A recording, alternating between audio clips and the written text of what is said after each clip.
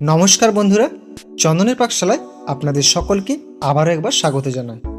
আর আজ আমি মাত্র 5 টাকার বাটার বিস্কুট দিয়ে খুব সহজ পদ্ধতিতেই একটা নতুন মিষ্টির রেসিপি আপনাদের সাথে শেয়ার করতে চলে এলাম।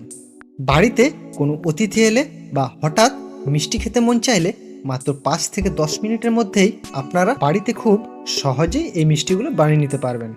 আর এই দুর্দান্ত কোয়ালিটির মিষ্টিগুলো বানানোর সময় কিন্তু কোনো রকমই চুলা বা আগুনের প্রয়োজন পড়বে না। তাই এই সম্পূর্ণ রেসিপিটা দেখার জন্য আপনাদের প্রতি একান্ত অনুরোধ রইল। তাহলে এই মিষ্টিগুলো বানানোর জন্য এখানে আমি নিয়ে নিয়েছি 3টে 5 টাকা দামের বাটার বিস্কুট। আর আপনারা চাইলে কম বা বেশিও ব্যবহার করতে পারেন। এখন আমি একটা মিক্সিং জার নিয়ে নেব, আর এতে এবার দিয়ে দেব 10-12টা কাজু আর 2 চামচের মতো চিনি। এখন এগুলোকে আমাদের একটু ভালো করে গুঁড়ো করে নিতে হবে। আর এই কাজু আর চিনি দেওয়ার ফলে আমাদের এই মিষ্টিগুলোর স্বাদ ও মিষ্টতা দুটোই কিন্তু বজায় থাকবে। আর গুঁড়ো করা হয়ে গেলে পরে এই মিক্সিং জারের মধ্যে এই বিস্কুটগুলো এবার দিয়ে দেব। তবে আপনারা চাইলে গোটা বা এইভাবে ভেঙেও দিয়ে দিতে পারেন। আর অল্প ভেঙে দিলে এগুলো মিক্সিতে খুব ইজিলি গুঁড়ো হয়ে যায়। তারপর সামান্য গুঁড়ো দুধ দিয়ে আবারও একবার মিশিয়ে নেওয়ার পর একটা পাত্রে ঢেলে নিতে হবে।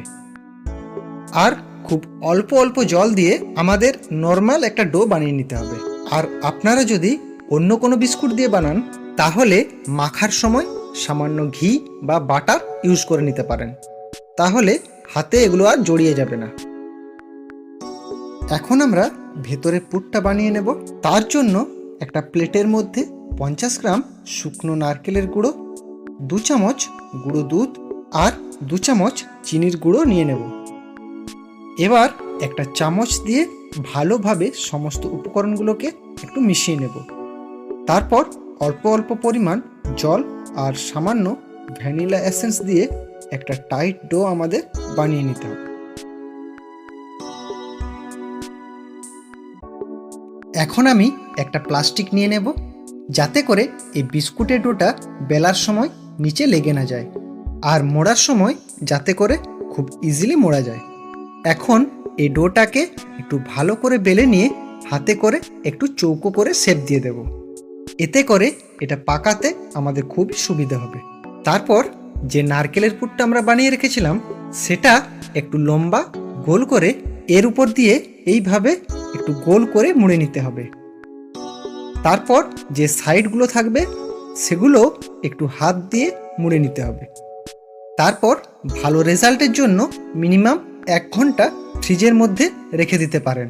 তবে আমি সময় কম থাকার জন্য সঙ্গে সঙ্গে কেটে নেব। দেখুন আমাদের এই বিস্কুট দিয়ে তৈরি এই মিষ্টিটা দেখতে কতটা সুন্দর লাগছে, তাই না? আর হ্যাঁ, আমার এই চ্যানেলে যদি আপনি প্রথম ভিজিট করে থাকেন তাহলে চ্যানেলটি সাবস্ক্রাইব করার একান্ত অনুরোধ রইল। আর এই রেসিপিটি যদি আপনাদের ভালো লেগে থাকে তাহলে একটি লাইক করে দেবেন, আর কমেন্ট বক্সে আপনার মূল্যবান মতামত লিখে জানাতে ভুলবেন না।